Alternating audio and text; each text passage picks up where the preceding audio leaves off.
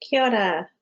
Before I introduce our first session chair for this morning, or afternoon, wherever you are, I just wanted to do a quick plug for the UFAW Online Animal Welfare Conference in 2023. So abstracts submission is open now, and they're looking for abstracts for talks, short talks and posters for the online conference, the 20th and the 21st of June 2023. Okay, I'd like to invite Professor Andrew Fisher from the University of Melbourne to join us online now. He'll be chairing our first session today. Thank you, Andrew. Thank you, Kat, and hello everyone. I'd like to add my welcome to today's session. And it's obviously on novel approaches to assessing animal welfare at slaughter. And as I'm sure everyone is aware, the period immediately before and including slaughter is one of intense animal welfare risk for animals because of the transportation, the unfamiliar environment, the risks around handling, and obviously the act of slaughter itself. At the same time, the culmination of the animal's life also perhaps presents an opportunity to capture information, to integrate or collate information about the animal's welfare that is, of course, of interest and importance to regulators, to consumers of animal products, and to the general public. And increasingly, there's interest in both avoiding the negative aspects of animal welfare during the period around slaughter, but also perhaps thinking about, can we actually integrate and capture information about the animal's welfare, not just at that time, but perhaps extending back through the animal's life to try and get an assessment of the animal's sort of animal welfare over an extended period. So we have two presentations this morning, and one is on positive life experiences around welfare, and the other is using advanced neurophysiological techniques to assess the welfare of animals during the slaughter process. So I'm going to introduce the two talks. They'll be played one and then the other, and then after the two presentations, we're going to have a panel discussion. And so attendees are welcome to submit questions via the webinar program, and I'll be putting questions to the panelists, and we'll have a discussion for about 20 minutes afterwards. So as you're listening to the presentations, feel free to think about questions that you'd like to have addressed or points that you'd like to have explored and put them in the question box. All right, so our first presentation this morning is from Dr. Sarah Babington. Sarah is from the University of Western Australia, and Sarah's presentation is entitled, "Can Valid Indicators of Positive Life Experiences Be Identified in Animals?" Thank you.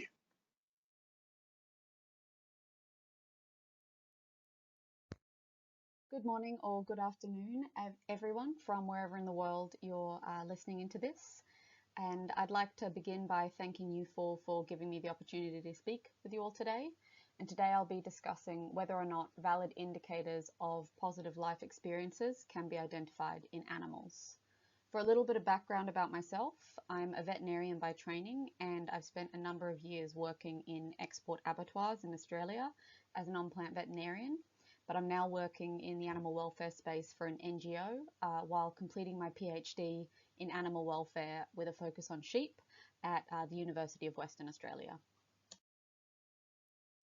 To begin with, I'd like to acknowledge that this research that I'm undertaking would not be possible without funding from Meat and Livestock Australia, the University of Queensland and the University of Western Australia, as well as collaborative efforts from Deakin University. And I'd also like to thank my supervisory team, Associate Professor Dominic Blanche, Professor Alan Tilbrook, Professor Shane Maloney, and Dr. Liang Ding. Animal welfare today. It's an incredibly complex topic, which I'm sure we can all appreciate, and it often will try and encompass a number of different concepts simultaneously. We're in a time where there is growing public concern around animal welfare, and with that has come this increased ethical consumption and production idealism, in which the public is wanting to have increased transparency and validation around the way that we farm animals today. In addition to that, we're also faced with the challenge of the inconsistent language and terminology that we're often faced with when we look at animal welfare science, which can lead to these kind of mass misconfusions and misunderstandings.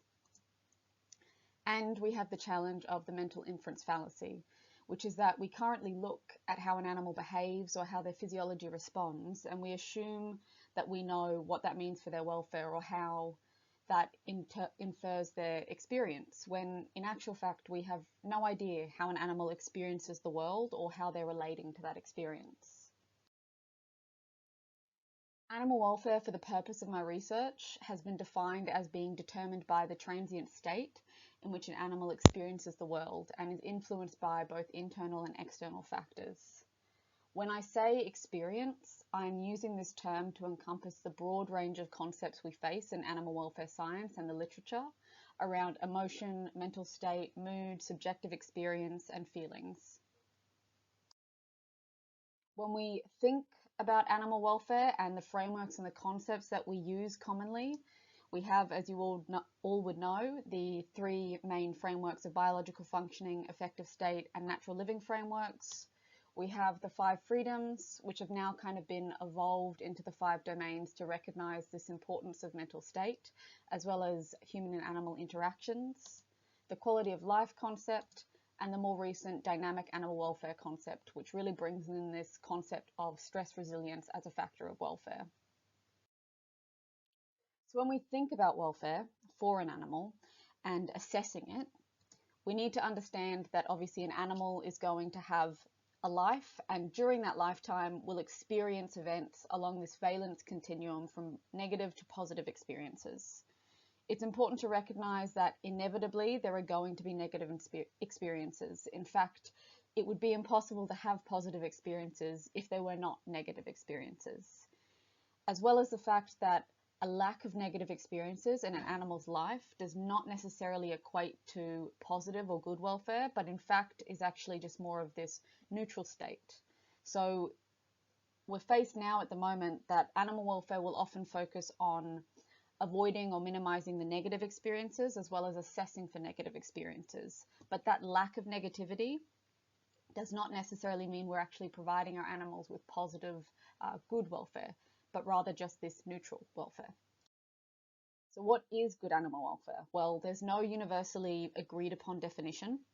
However, for the purpose of, I guess, my research and the talk today, I'm considering good animal welfare to be more than meeting the basic needs, minimizing the negative experiences that an animal has, while also promoting positive experiences, so that animals may have this good quality life that is going to be worth living.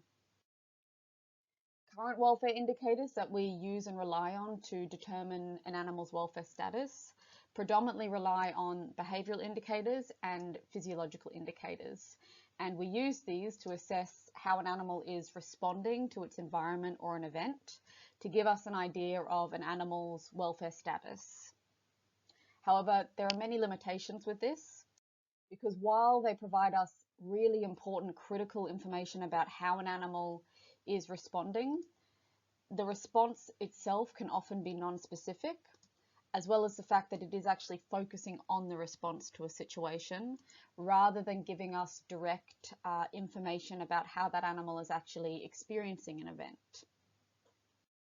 So this brings me to the focus of my PhD research, which is to determine whether or not biomarkers are going to be the answer. To assess experience rather than the response of an experience, we're going to need biomarkers that are from the central mechanisms responsible for actually generating the experiential state within an animal. So, biomarkers are, as you may be aware, these biological characteristics in both humans and animals that can be objectively measured and evaluate to indicate the activity of a certain biological process in response to different situations.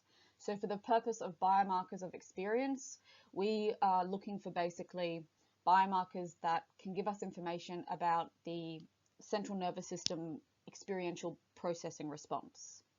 A number of these biomarkers associated with changes in mental state have been identified in humans, And this is largely based on the fact that humans can actually tell us how they're feeling and how they're experiencing the world.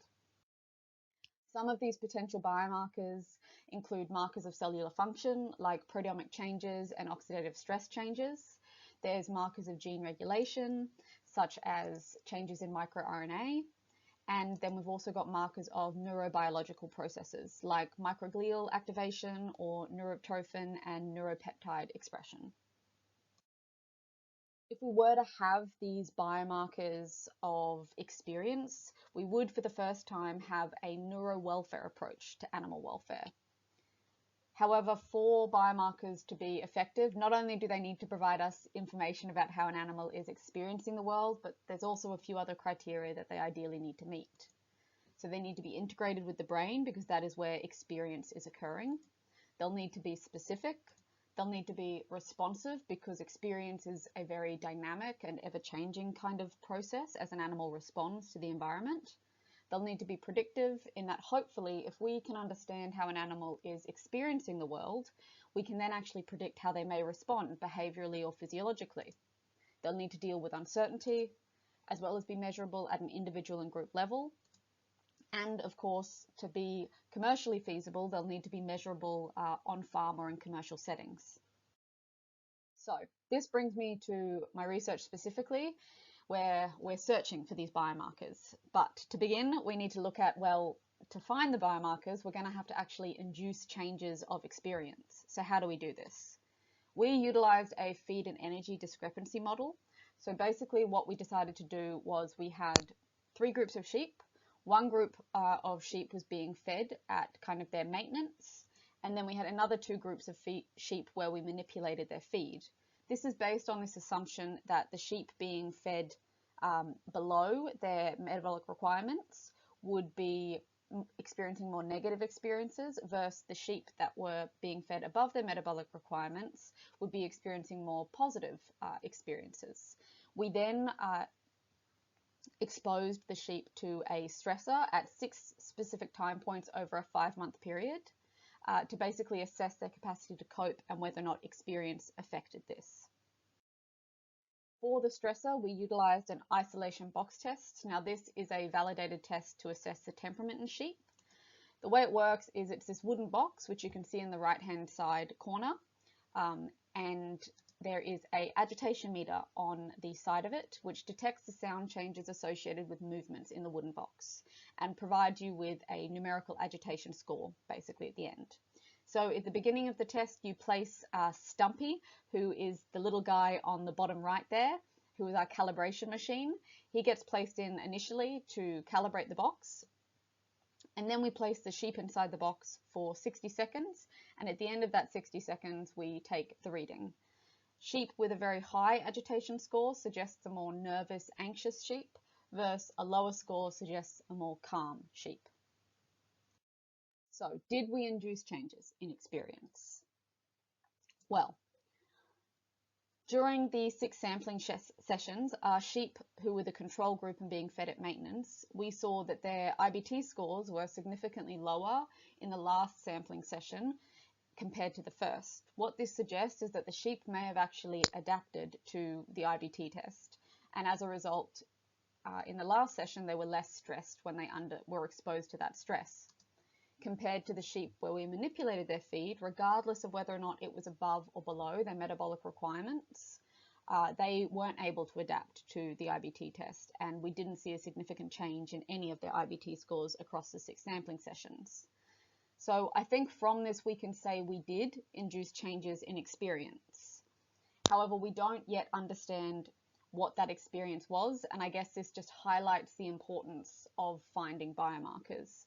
It also shows that by manipulating feed, we did something to affect something at a brain level, which as a result meant that the sheep were less able to cope with the stress of the IBT and were unable to adapt to that stressor. So what does this, I guess, imply going forward? It suggests that metabolic certainty appears to actually be really important for coping and adaptation.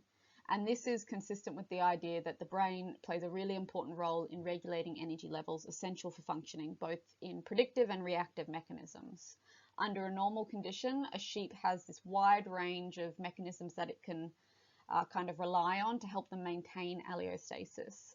However, when we disrupt this mechanism, such as when we manipulated their feed and we kind of affect the brain's level to manage the energy in the body, we actually see problems occur and the sheep seem to be less able to adapt and cope with their environment.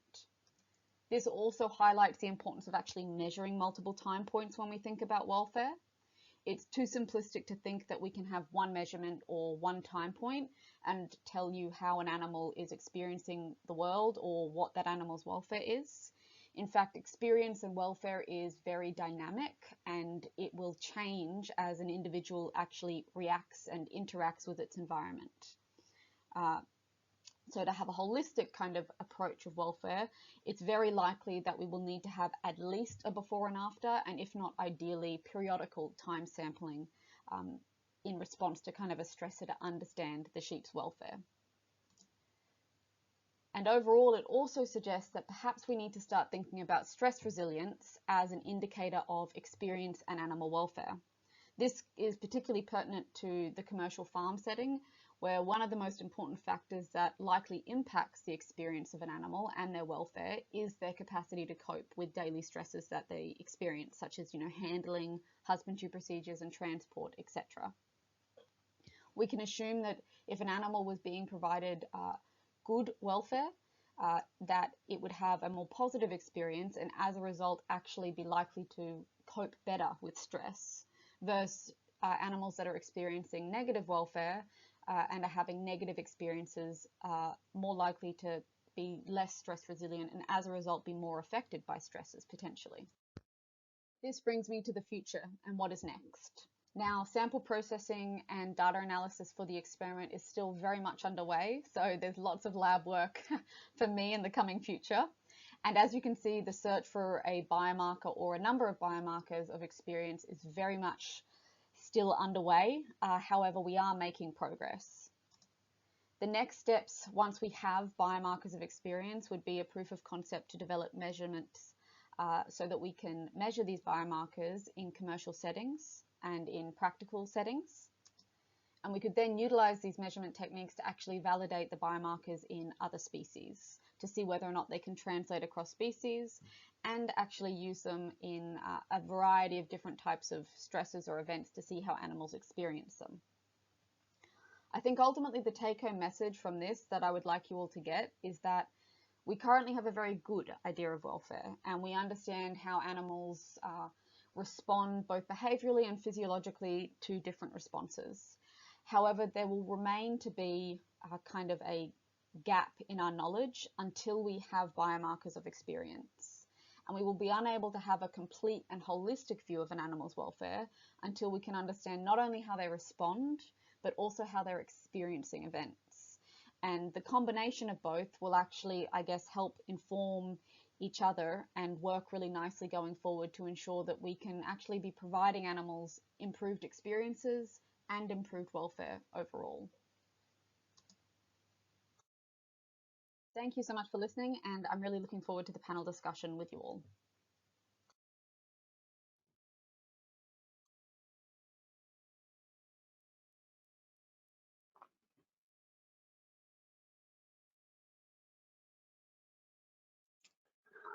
All right, well, thank you very much to Sarah for her presentation. And with a reminder, Sarah will be joining us for the panel discussion in about 15 minutes time. So please feel free to enter your questions into the question box. Our next presentation is from Dr. Nikki Curls. She is from Massey University in New Zealand, and Nikki's presentation is on assessing welfare at slaughter using EEG. Kia ora koutou. Today I'm going to be talking to you about the electroencephalogram or EEG and how we can use these measures to tell us about the welfare of animals at slaughter. So I'll begin with just a quick rundown on what the EEG is. and what sort of measures we can obtain from that EEG and how these can be used for welfare assessment. And I'll follow that with some specific examples of research that's been carried out in our group at Massey using EEG to assess welfare at slaughter. Slaughter is carried out by ventral neck incision with the resulting loss in blood flow to the brain, leading to hypoxia, loss of brain function and eventual brain death. But we need to remember that death is a process, it's not something that happens instantaneously. And somewhere along this process, from normal function through to cellular death, we get loss of awareness. Now, how soon this loss of awareness happens is dependent upon the animal and dependent upon the method that's actually used. But being able to identify this point of loss of awareness is really important from a welfare perspective. Anything that we do after the point of loss of awareness no longer has the potential to impact on the animal's welfare, because from this point onwards it's no longer capable of consciously perceiving sensory inputs, provided consciousness doesn't return before death intervenes. So in terms of thinking about welfare at slaughter, there are two main things that we're concerned about. First of all, how long does conscious awareness persist after that neck cut? And secondly, is there any capacity for the animals to experience pain as a result of the cut prior to loss of awareness? Now, the traditional methods that have been used to answer these questions involve looking at animal behaviour and physiology. So looking at things like vocalisations and escape attempts, times to loss of posture, loss of brainstem reflexes, heart rate, blood pressure, and those sort of things. So these are really useful and valuable tools, but they do have some limitations, particularly in terms of their specificity for identifying a particular affective experience, or in terms of their time course, that they may not be reflecting what's actually happening in real time in terms of the animal's experience. So this is where the EEG has some really big advantages. So the EEG is basically giving us a global measure of electrical activity arising from neurons in the cerebral cortex. So we can measure this non-invasively using electrodes on the surface of the scalp. And the great advantage of the EEG recording is that it has really high temporal sensitivity. So we're getting almost instantaneous reflection of changes in the function of the cerebral cortex. We're seeing that almost instantaneously in the EEG, which makes it a really powerful tool. So we can use these EEG measures to give us information about perception of pain and changes in the level of conscious awareness in animals. On the left-hand side of the slide here, we can see a little snippet of a raw EEG. So we're seeing this blue waveform there. So what this is telling us is about the change in voltage over time. So this is useful, as I'll talk about shortly. We can look at changes in the amplitude of the raw EEG to give us information, but there are some limitations in what we can do in terms of quantitative analyses. So in order to make this a more powerful tool, we can apply some fancy maths and do what's called a fast Fourier transformation. A lot of complicated things happen, but basically what this does is transforms that raw EEG from the time domain to the frequency domain. And then we can look at changes in the frequency characteristics of the EEG, and we can do some qualitative statistical analyses on this. This here is an example of what's called a power spectrum, just to illustrate how we can get some summary variables.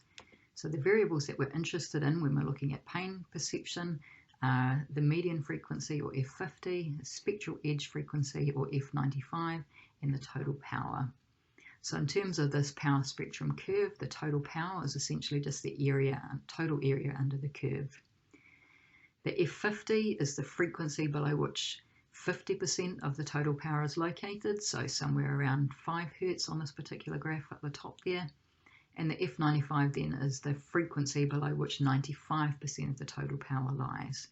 So these three summary variables are the ones that we use for making inferences about pain perception. So what we see when an animal is subjected to a painful stimulus is we see desynchronization of neural activity. So this presents in the raw EEG as a decrease in the amplitude and an increase in the frequency of that waveform. Okay, but more importantly, when we're looking at those summary variables in the transformed data, we see this characteristic increase in median frequency and spectral edge frequency and a corresponding decrease in total power. So this is basically known as the mammalian pain signal. Okay, and we know that it's specific to pain processing in the brain, because if we give a local anesthetic or a systemic analgesic and then apply a painful stimulus, this response in the EEG is completely abolished. So the really cool thing that was developed by Craig Johnson and colleagues is the minimal anesthesia model. So this allows us to record the EEG from really lightly anesthetized animals. We still see those specific changes in the frequency of the electrical activity in the cortex, but the animals are lightly anesthetized, so they're not actually consciously experiencing the noxious stimuli. So it's a really nice ethical model for studying pain. This model has been extensively used in our research lab to examine pain responses in a number of different mammalian species. So what I'm showing you here is the results of a study that was done looking at EEG responses to scoop dehorning in cattle. So the graph on the left-hand side is what we call a compressed spectral array. So it's literally just a whole bunch of those power spectrums lined up back to back, each representing 1 second of activity. So this is a really nice demonstration. Here we can see at the point of dehorning the major changes in the frequency components that occur instantaneously. So if we look at the Fourier transformed summary variables, we see this increase in F50 and F95 and decrease in total power. So using the minimal anesthesia model, in this case, demonstrated that scoop dehorning would be perceived as painful in conscious cattle. So this methodology is really great and really relevant when we're to assessing welfare at slaughter, because we want to know whether the animals are experiencing any pain prior to loss of awareness, if loss of awareness is not instantaneous. In terms of identifying changes in the level of conscious awareness of animals, we tend to look at the raw EEG signal. So the types of things that we're looking at here in the raw EEG is any changes in the amplitude, or the presence of epileptiform activity. So epileptiform seizures, we know they're very characteristic, and we know that they're incompatible with conscious awareness. So in terms of characterizing the raw EEG, we can classify it into 3 different categories, either active, transitional, or isoelectric. So our active EEG is compatible with conscious awareness. That's what we see in awake and aware animals. Then as we see a reduction in amplitude, and when it gets down to less than 50% of the amplitude of the active EEG, it's classified as transitional EEG. And then further, as it gets to below 10% of the amplitude of the active EEG, it's classified as isoelectric, and this is telling us that there's actually an absence of electrical activity in the cerebral cortex, and we're just seeing some background noise going on. So we know that isoelectric activity is incompatible with conscious awareness, and based on a number of studies using EEG and behaviour and physiology, it's been determined that transitional EEG is likely indicative of loss of awareness. So epileptiform activity and isoelectric EEG, absolutely incompatible with conscious awareness. Transitional is likely telling us that that's the onset of loss of awareness. So we can take this information and apply it to research looking into the welfare of animals at slaughter. So the 2 main questions that we're interested in, so remembering that loss of consciousness after ventral neck incision is not going to be instantaneous. So we're interested in knowing how long does consciousness persist after the neck cut, what is that period where animal welfare compromise can actually occur. And then once we know that information, we're interested in knowing, is the neck cut itself painful? Would that be perceived as painful in that period prior to loss of awareness? So Newhook and Blackmore did a series of studies in the 1980s using EEG recordings from cattle, sheep and pigs that were slaughtered by ventral neck incision. And they used that in combination with behaviour and physiological measures to determine the onset of loss of consciousness. So this varied by species, and it was by far the longest duration was in cattle. So they determined that consciousness could persist for 65 to 85 seconds after ventral neck incision. So that's quite a long time. So knowing that cattle might be aware for that long, it was really important for us to then identify, are they actually going to be perceiving pain in relation to that neck cut in that period prior to loss of awareness. So this is showing the results of the first of a series of studies undertaken by Troy Gibson and colleagues here at Massey. So what we're seeing here is the EEG response to slaughter by ventral neck incision in cattle.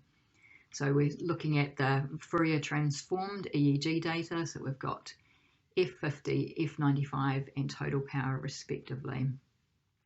And what we're seeing in here is that characteristic increase in F50 and F95 and decrease in total power, which is consistent with processing of nociceptive inputs. So indicating that slaughter without stunning would be a noxious stimulus in conscious animals. So this raised the question of what was the mechanism underlying this. So was this EEG response due to noxious stimulation from transection of the sensitive tissues, or was it due to hypoxemia as a result of failure of blood supply to the brain? So a couple of really cool and clever studies were undertaken to try and pull this apart. So in the first study, Troy and colleagues isolated the blood vessels from the surrounding tissue and then were able to examine the response to vessel incision separately without the transection of all the other neck tissues. In the second study, they isolated and exposed the carotid arteries and jugular veins and cannulated these proximal and distal to the site of neck incision, and then looked at the response to transecting those neck tissues while the blood supply was still maintained to the brain. So we're seeing the results of that here. So what we've got again is F50, F95 and total power respectively from left to right. In this case, what we're seeing is the blue line is the average response of the animals to blood vessel transection only, and the red line is the average response of the animals that were subjected to neck tissue cut with blood supply still being maintained. So what this series of work demonstrated was that severing the neck tissues caused a greater noxious sensory input than transecting the blood vessels, and therefore that the EEG response indicative of noxious stimulus was primarily due to transection of the ventral neck tissues rather than loss of blood supply to the brain. So that was some really cool bunch of studies that were done. So now moving forward, having this information that the neck cut actually does cause noxious sensory input prior to loss of awareness, the second set of studies was undertaken to determine whether or not an effective stun can prevent the perception of pain associated with that ventral neck incision. So the goal of a stun is to cause instantaneous loss of awareness and for that loss of awareness to be maintained until death supervenes. So this particular study looked at the effect of a captive bolt stun applied 5 seconds after ventral neck incision in calves. So on the left-hand side, we can see the changes in the raw EEG. So we can see it's gone from an active EEG prior to and immediately after the neck cut, and then when the stun was applied, there's a little gap there where there was some movement artifact, and we can see that when the EEG comes back, it is now isoelectric, indicating a complete absence of cortical activity. This is also demonstrated in the compressed spectral array on the right-hand side. So again, we can really distinctly see that change from active EEG to isoelectric, which is incompatible with conscious awareness. So the results of this study demonstrated that the stun induced immediate cessation of cortical function and prevented the development of responses that would be perceived as painful in conscious animals. And finally, this slide here is showing us the results of some work evaluating a novel head-to-back reversible electrical stunning technique. So this was applied to cattle, goats and sheep. The results I'm showing you here are just from goats. So this is just demonstrating the changes in the raw EEG immediately after application of the stun and for 5 minutes period. So the numbers on the right-hand side of the graphs are showing us the time in seconds till return of active EEG or conscious awareness. So the different colours are indicating whether it was normal EEG, epileptiform, transitional or isoelectric. So based on this series of studies that was done, it demonstrated that the method was recoverable in all 3 species that were tested, that it caused immediate loss of awareness, and that the duration of insensibility was sufficient for bleeding out without recovery of awareness. So it demonstrated that the method met animal welfare and halal meat production requirements. And just in conclusion, seeing I've run out of time, I won't go through this slide, but just reiterate that EEG is a really powerful tool that has provided some valuable information to help us learn about the welfare of animals at slaughter. Thanks for listening.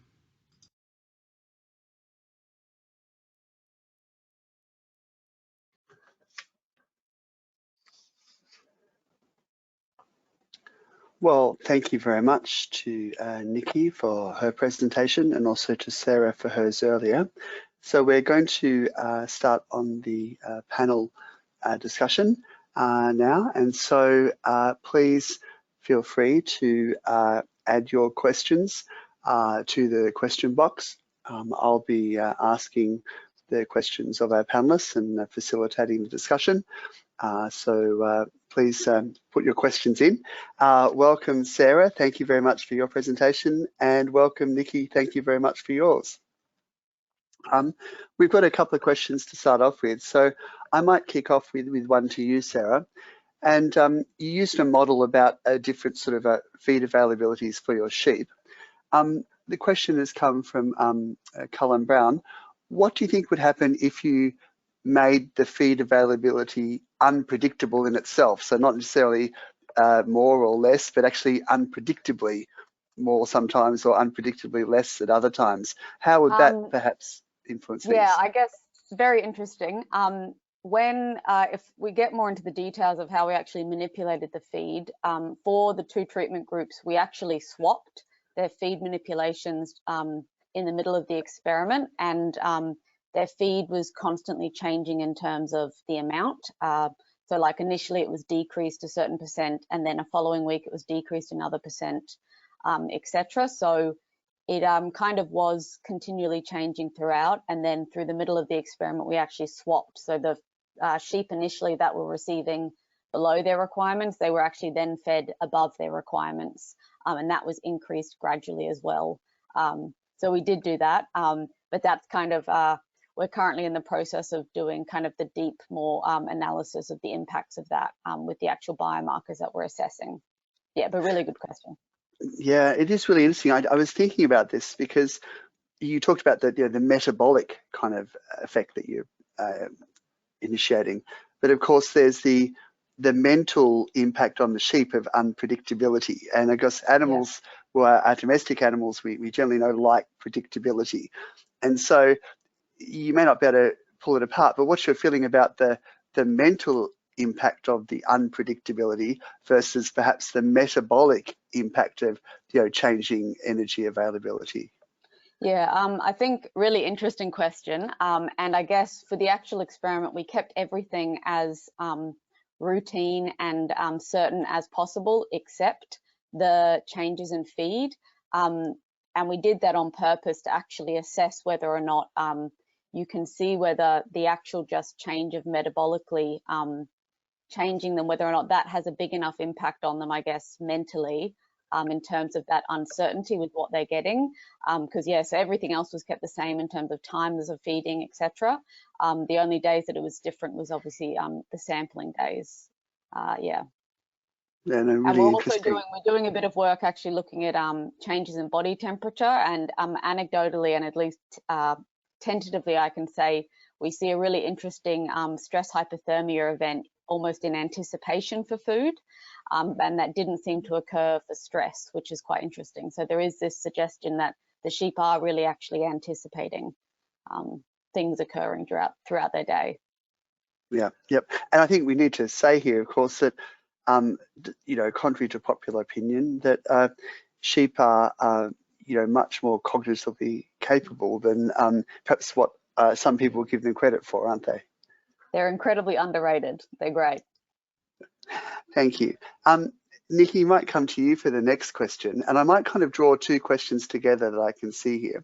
So one is from Hannah Larson, and Hannah says, I may have missed it, but in the last study, was the stun recoverable without the need to actually recover the animal to consciousness? And perhaps you can comment about that. And I'll link it with another question, which is a bit more applied, which is, can you relate your work to halal requirements for slaughter? What are the halal requirements for slaughter, and how can your work perhaps relate to that? Yeah, great questions. Yeah, that last one, sorry, I should acknowledge it, is from Kerry Tenniswood. Yep. Yeah, limited amount of time to talk about things, so there was bits that I sort of left out of the presentation. So yes, so the purpose of the last study was to compare a novel head-to-back reversible electrical stun with the standard head-only low-voltage electrical stun, which is used for halal meat production. So of course, in halal production, the animal needs to be alive at the time of the throat cut. So we use stunning methods that cause loss of awareness, but that the animal can recover from if the net cut is not applied.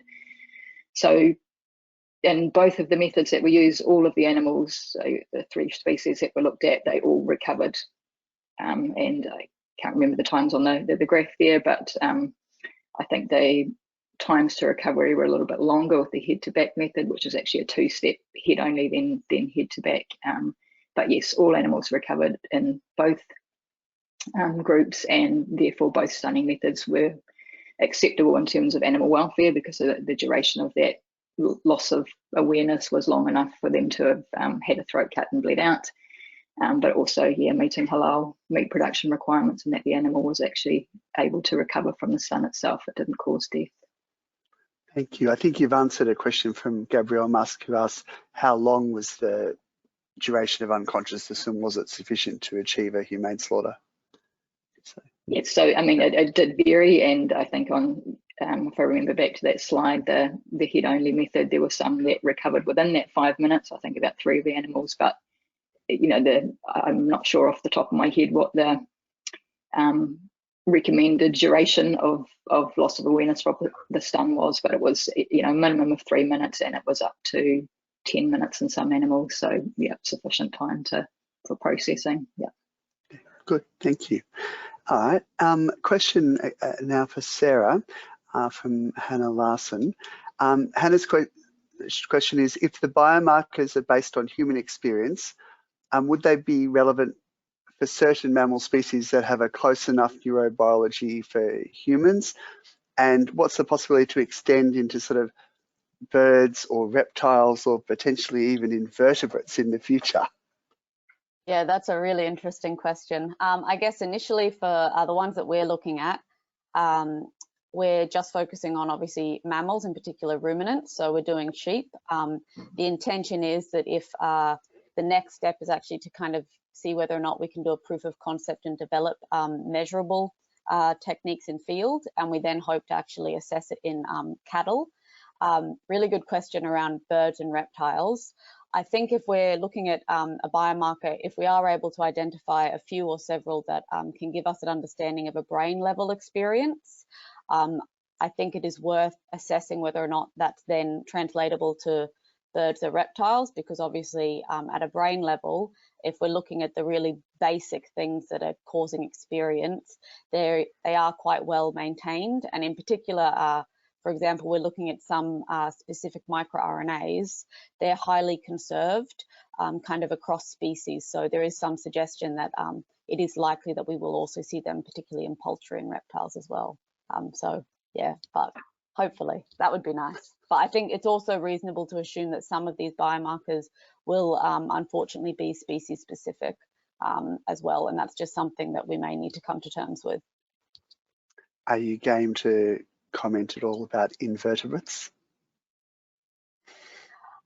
Yes, I'm more than happy to. I think at least from my personal belief, I think we should always approach things with like a cautious mind and assume that they have a sense of experience and the capacity for pain, etc. until proven otherwise. And then I think we can have that conversation.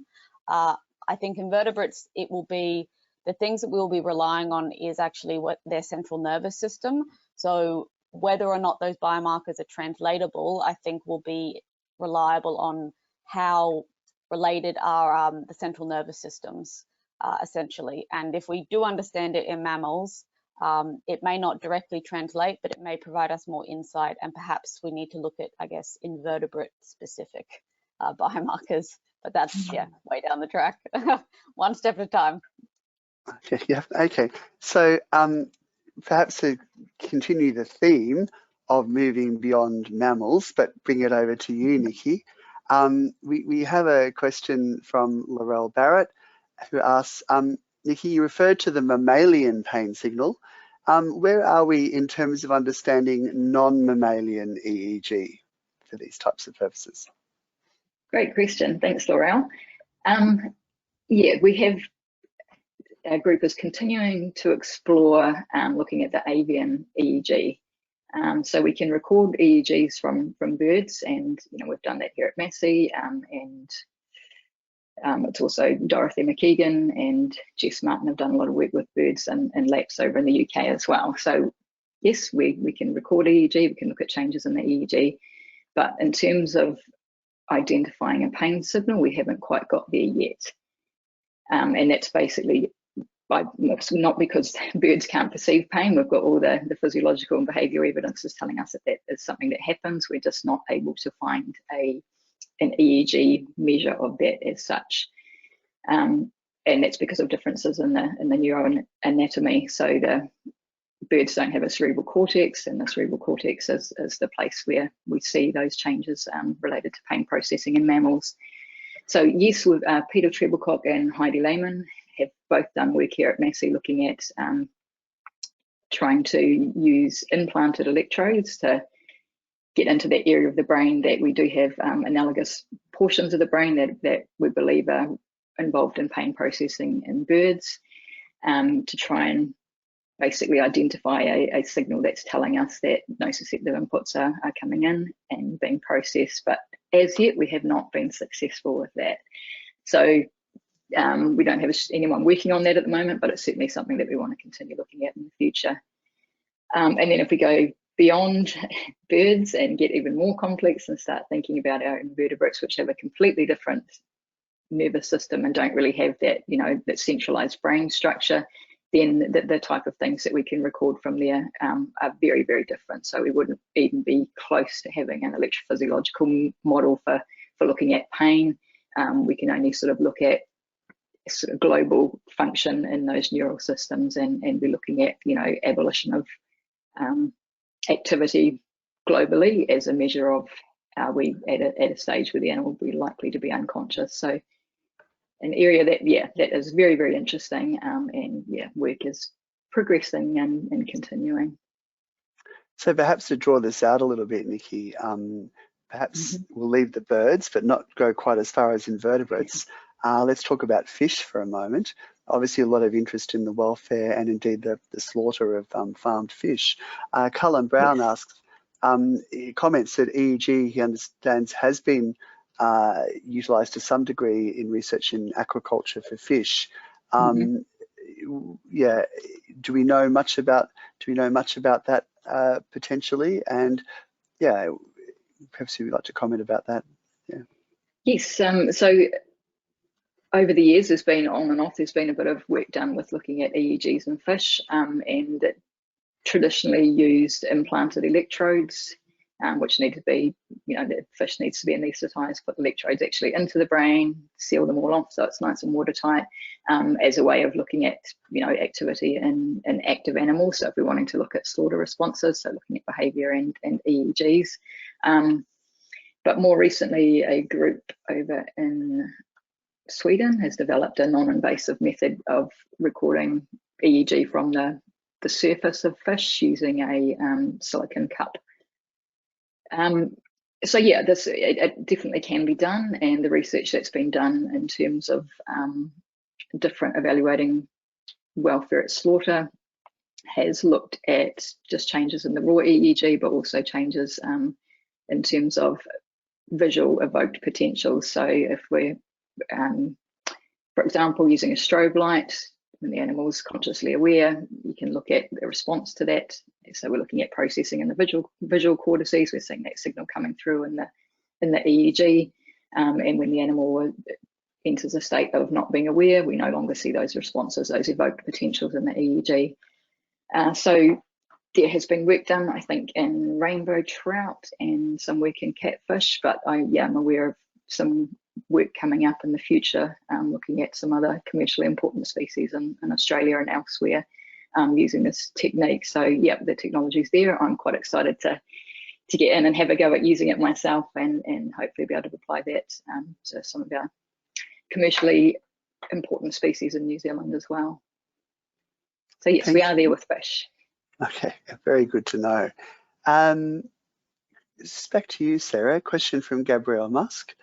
Given the similarities in the responses between the underfed and the overfed sheep, and you did explain they sort of crossed over as well, the question is sort of an applied one. What does this mean for feedlot animals?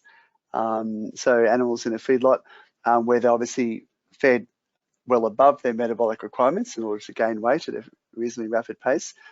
Gabrielle asks, are potentially feedlot animals less resilient than they would be if they were fed perhaps closer to their metabolic requirements?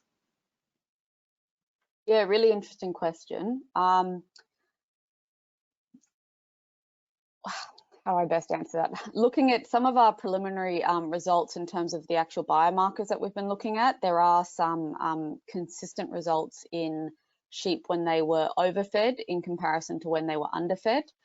So I think that will provide us, once that's kind of complete and we've done the proper analysis of that and written that up, that will provide us further information specifically on how experience may change depending on whether or not their metabolic stuff is being met, as well as the physiological changes that are associated with that. But I think there is specifically some suggestion, at least from what we saw with the IBT tests, it was really about that uncertainty rather than the actual whether or not they were being fed below or above. It was just the fact that they were unable to, their brain wasn't able to regulate, is at least what we're assuming, how much energy they were getting in, and therefore how much energy to spend and how to regulate that energy, and that impacted their ability to kind of cope with the environment and their resilience. So I think in terms of feedlot, because they're being fed above, I mean, that has secondary consequences just from a metabolic standpoint, etc. But when they're being provided that certainty of intake, it may not necessarily impact that aspect in terms of the uncertainty. Yeah. Okay, thank you. One question I did have as I listened to your talk, and really you gave a really excellent introduction to the concept of how biomarkers may be useful in assessing animal welfare. And in listening to you, I reflected back in the history of animal welfare methodology, and how there's been always a desire to have like a simple measure or a single measure that captures almost everything about animal welfare.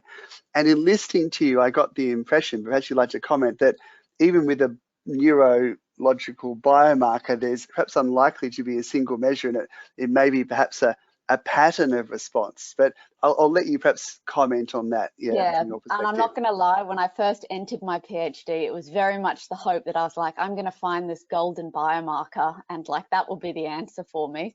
And the more I've kind of gone into the process, and I'm now about 1 year and 4 months in, I've kind of realized, oh, this is why no one else has found one yet, because it's very complex. And I think unfortunately, it's naive of us to assume that we will have one measure of welfare. I think welfare will forever be and should be a real suite of markers that we can utilize depending on the context. And we're really going to have to not only just do it at one time point, but it will always need to be a before and an after, or at least a before and then periodical times, because welfare is just, I mean, not to relate it to humans, because I don't necessarily think that's always useful, but if you think about just how we experience the world, it's always changing. And an animal, we can at least assume, seems to have experiences that are also dynamic and changing. So their welfare is constantly changing. So it's naive to think that we can walk onto a farm, take a measure and go, that's good or bad welfare. It's just more complex than that. And I think the sooner we accept that and work at finding a suite of markers that we can use when we want and measure at different time points to give us kind of an overall idea of how best to approach and give an animal what it needs so it can kind of respond and live in the environment, I think the better probably. Thanks, Sarah. Nikki, did you want to perhaps add and comment on this as well? Yeah, sure. I totally agree with Sarah. I mean, even in a research environment when we're strictly controlling a whole lot of other factors, you know, it's naive to think we can rely on one measure. You know, for example, EEG, while it's a powerful tool, it certainly has its limitations, and I would never just use that as my only measure that an animal might be experiencing pain or signs of a loss of awareness, etc.